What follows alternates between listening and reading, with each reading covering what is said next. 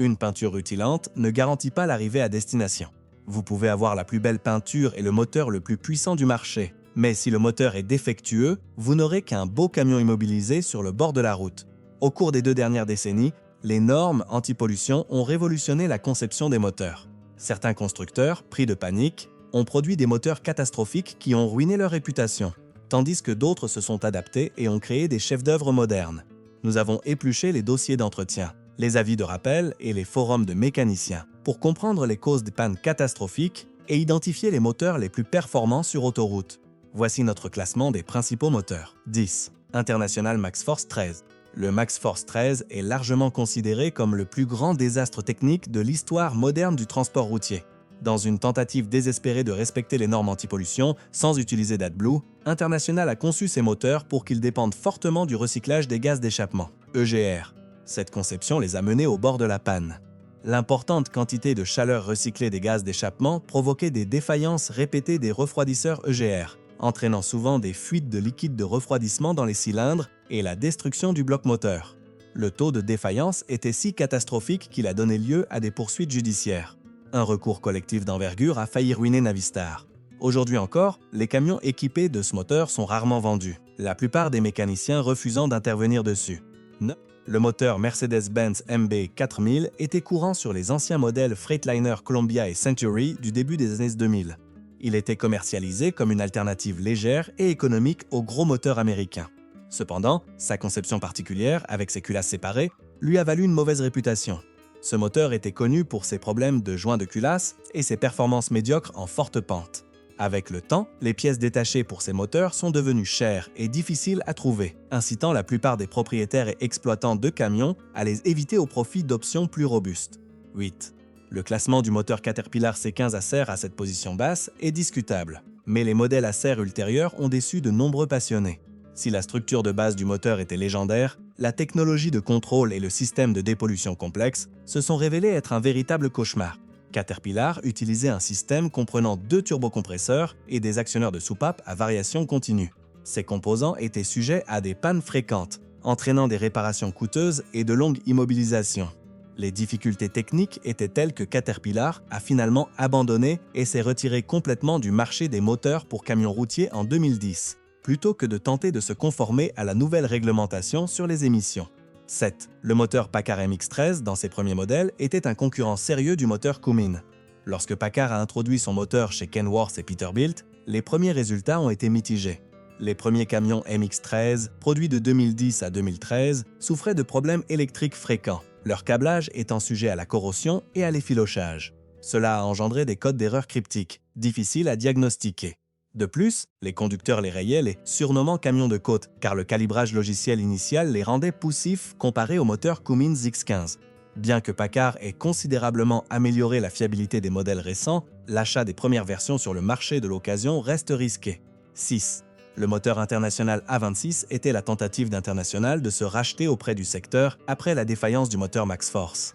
Dérivé du MAN D26 européen, il représente une amélioration significative par rapport à son prédécesseur, offrant une bonne consommation de carburant et une conception légère idéale pour les camions de transport de marchandises en vrac. Cependant, ses performances sont moyennes car il s'agit simplement d'un bon moteur sur un marché saturé d'excellents moteurs. Ce moteur ne bénéficie pas de la réputation de durabilité à long terme de ses concurrents pesants et n'a pas encore gagné suffisamment la confiance du secteur du transport routier pour atteindre une valeur de revente élevée. 5.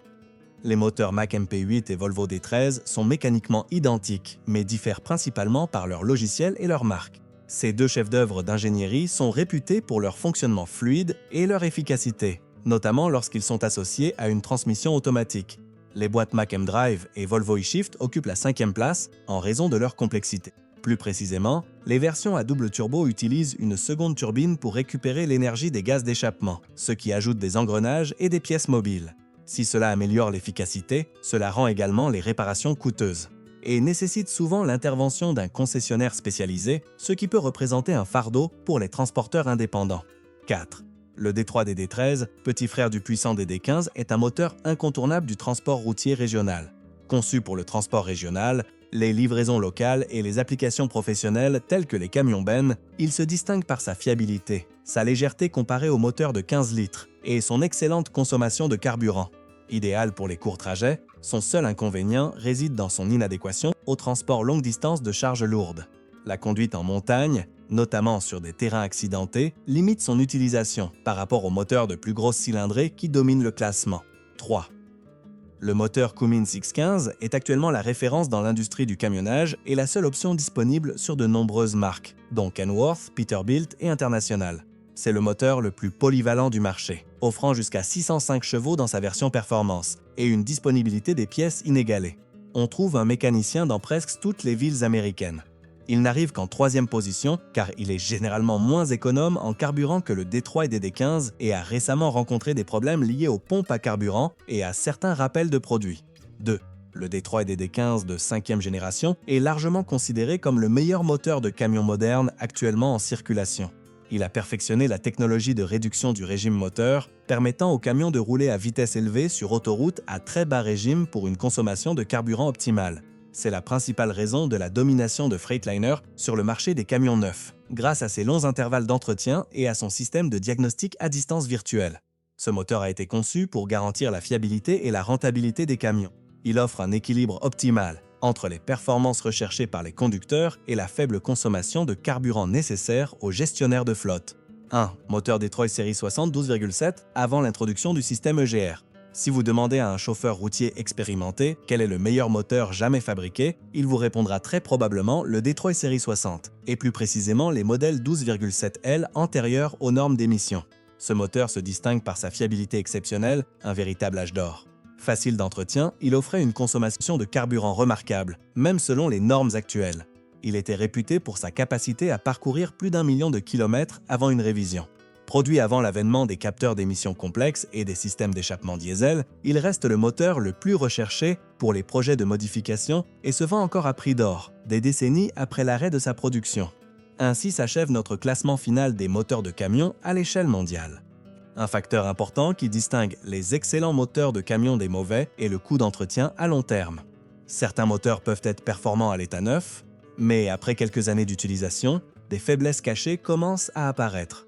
Les gestionnaires de flotte et les transporteurs indépendants apprennent rapidement que la fiabilité est plus précieuse que la puissance brute, car les temps d'immobilisation sont synonymes de pertes financières.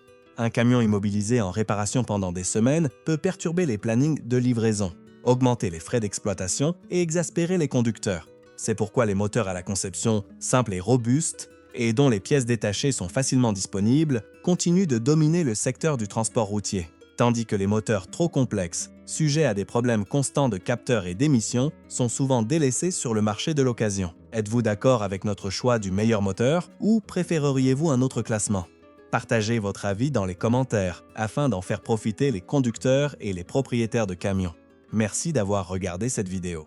N'oubliez pas de liker et de vous abonner, et on se retrouve dans le prochain épisode.